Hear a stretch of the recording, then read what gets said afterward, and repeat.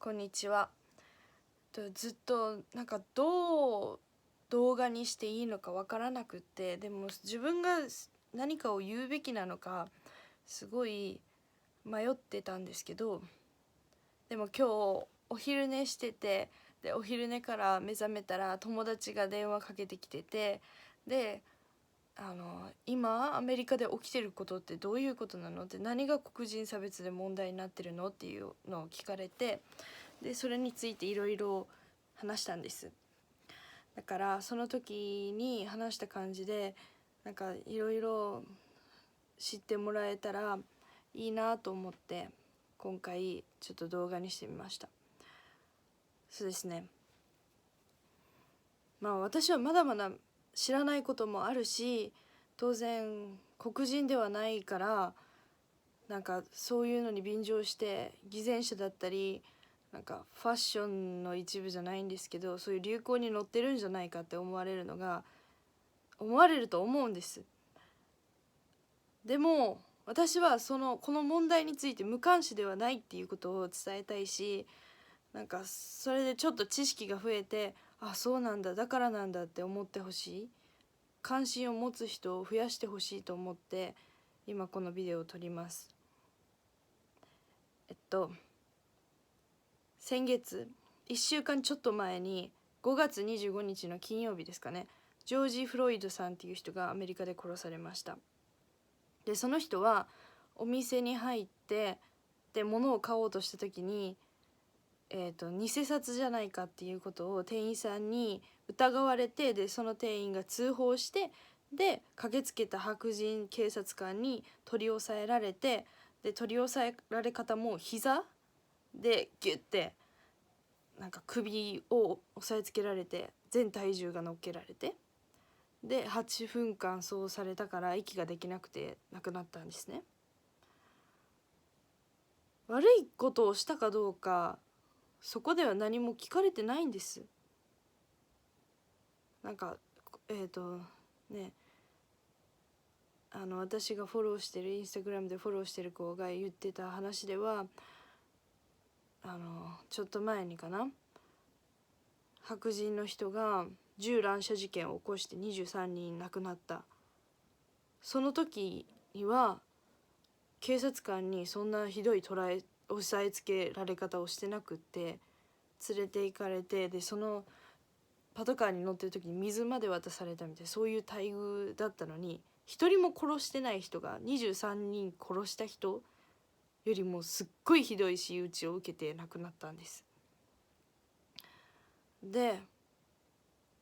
そういうことが今に始まったことじゃなくって、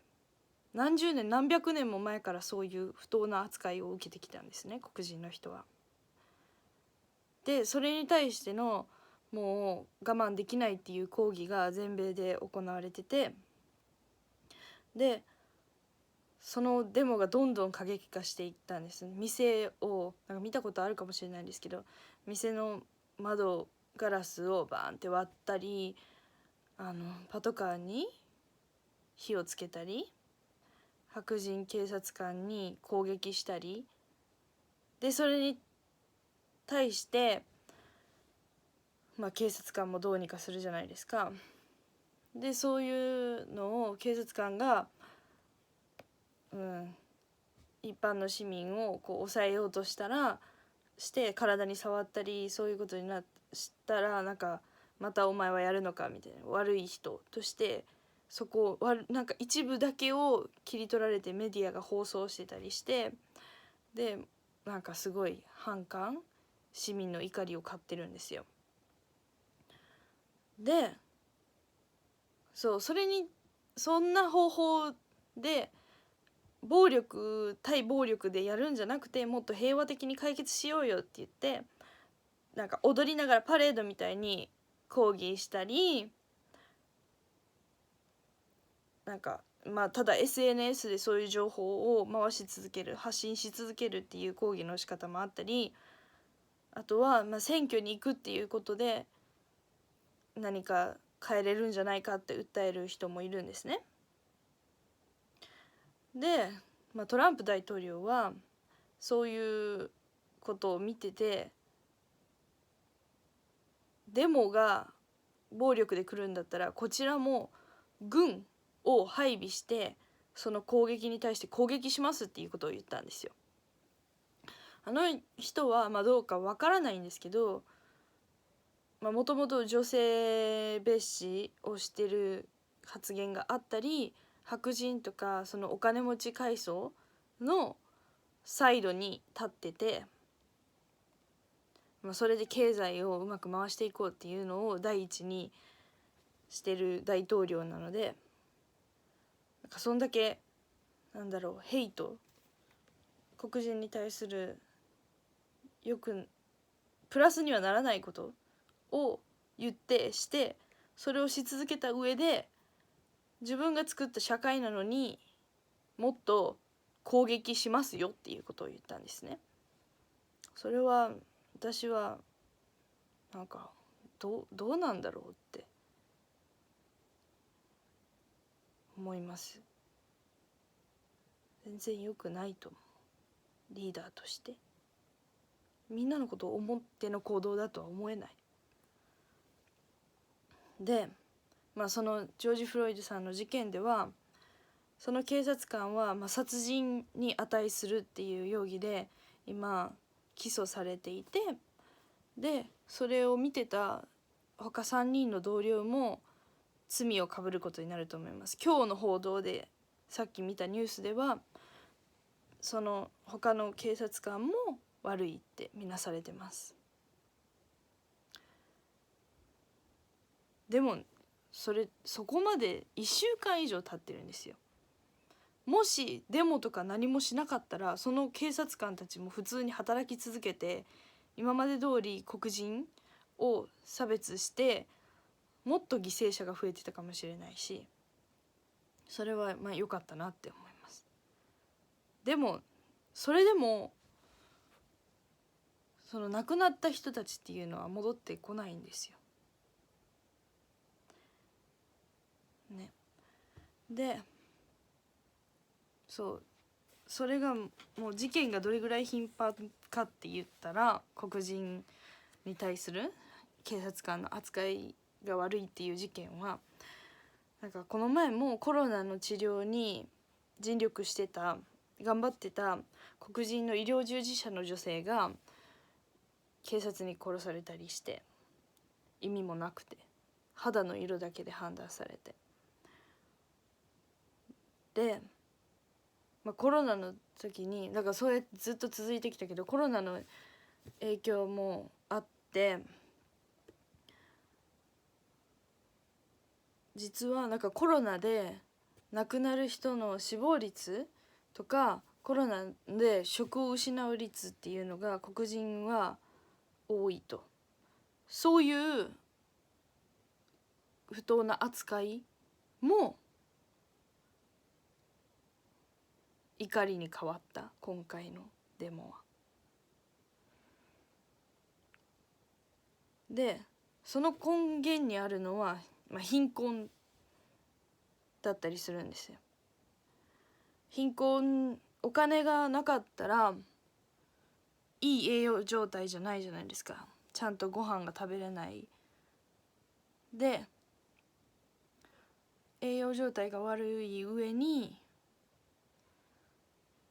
あんまりいい学校出てなかったら、そういう言い方も悪いんですけど、事実エッセンシャルワーカー、たくさんの人と接触するスーパーで働く人だったり、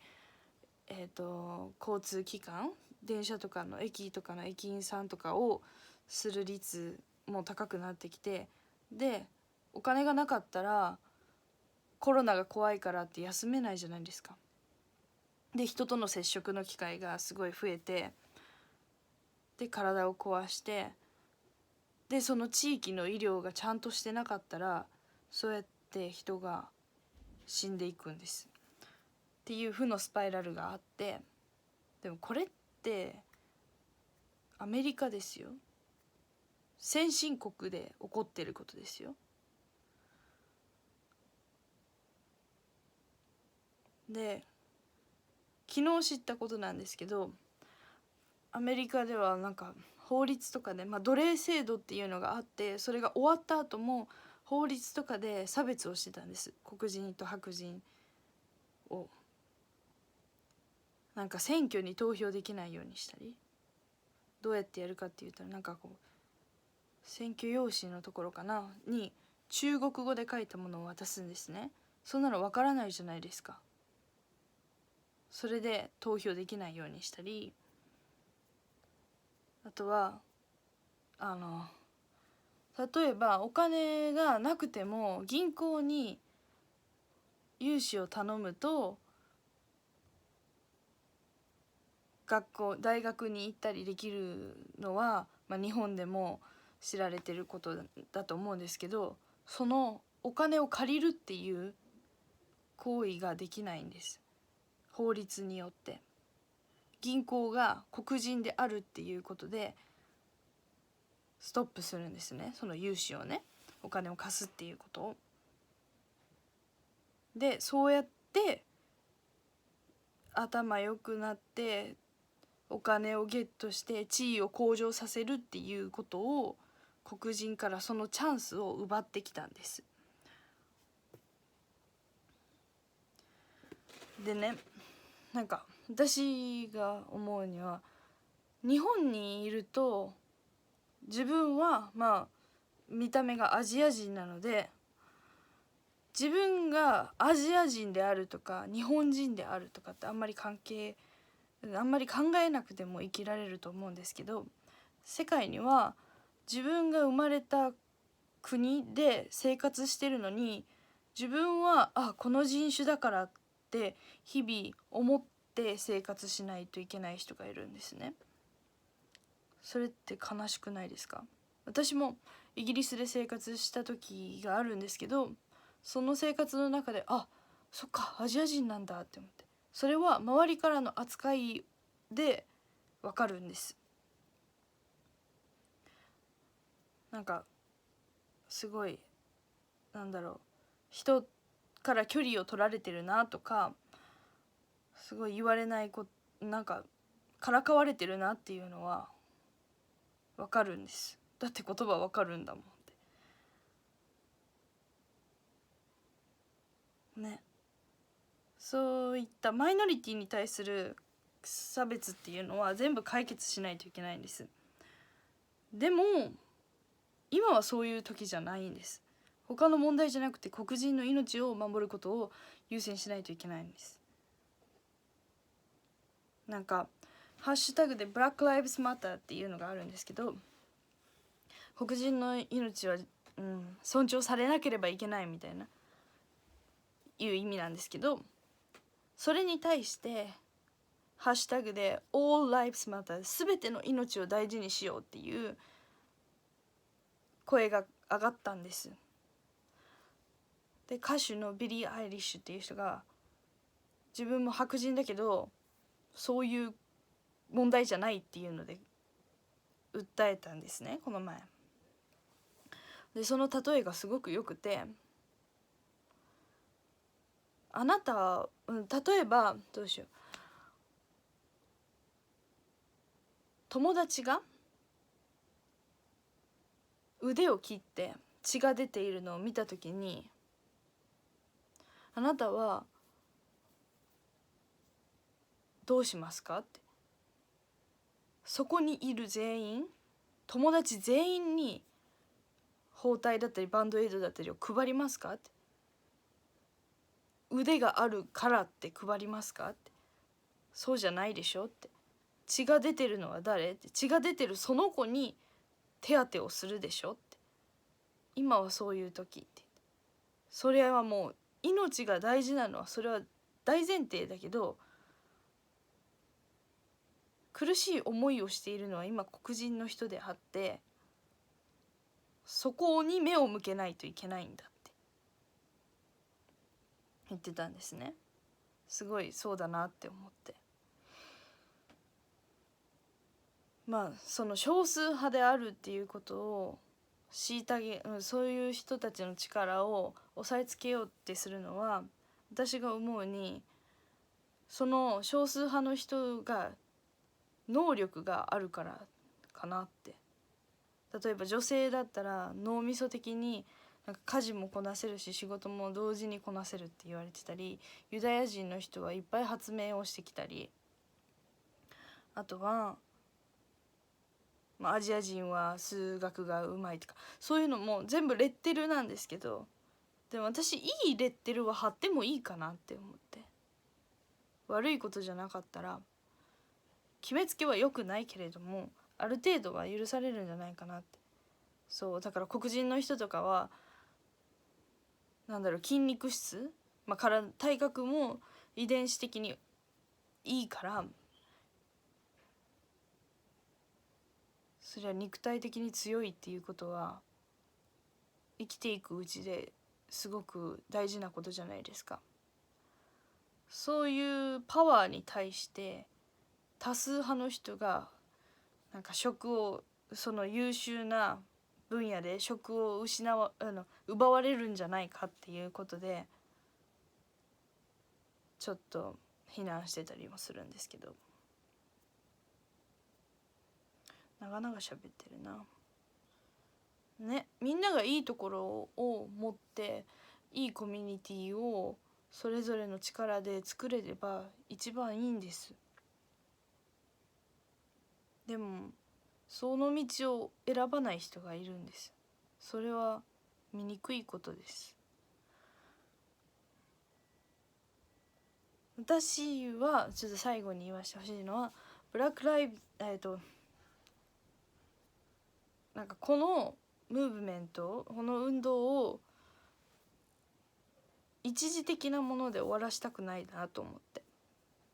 この前の火曜日から音楽業界を中心に自分のこととかをポストしたり、自分の娯楽で音楽を聴いたりするんじゃなくて、ブラックアウト、暗くしてきちんと今ある問題、他人の問題にでも黒人の問題について考えましょうっていうことを言ってるんですけど、私はその黒人の人が今気分よく過ごせるよって、命の危険を考えずに生きていけるよって言える日が来るまで、毎週火曜日はハッシュタグでブラックアウトチューズデイってつけて、でハッシュタグじゃなくてもブラックアウトチューズデイって言って黒い画面にして、そういう黒人の人の音楽とかを聴いたり、そういう歴史に触れたりしようかなって思います。解決させないといけないから今。だいぶ長くなっちゃったなっていうのが私の意見です。では。